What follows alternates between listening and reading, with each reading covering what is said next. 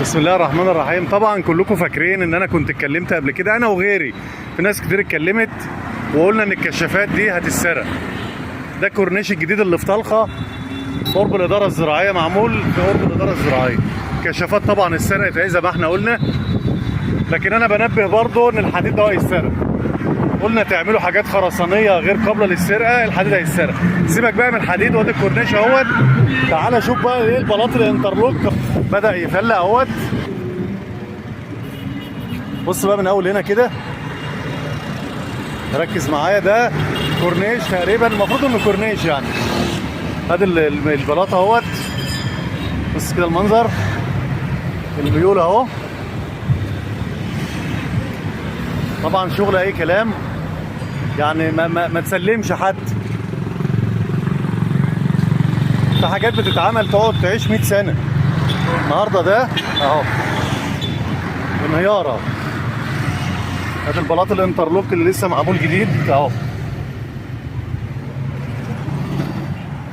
طبعا عشان الجدار ريح.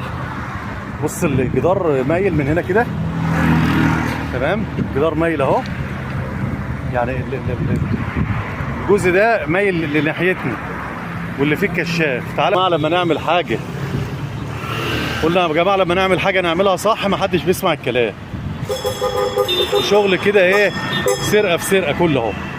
بص الفرق اللي بين الجدار والزاويه دي. ادي الجدار ايه، ساب زميله اهوت. بص كده، ساب زميله ايه، وقال له ماليش دعوه بيه اهو. ادي جدار لسه ما عداش عليه شهر ولا اتنين.